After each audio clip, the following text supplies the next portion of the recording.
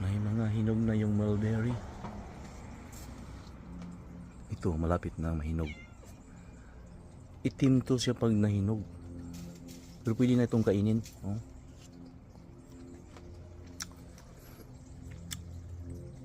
Pero maunahan yata tayo sa ibon dito.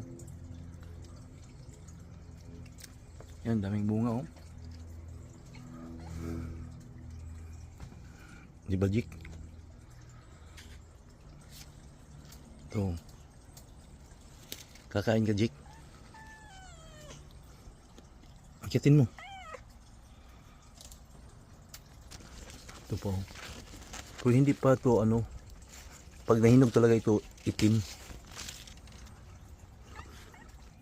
Jik. Kainin mo. Mulberry yan.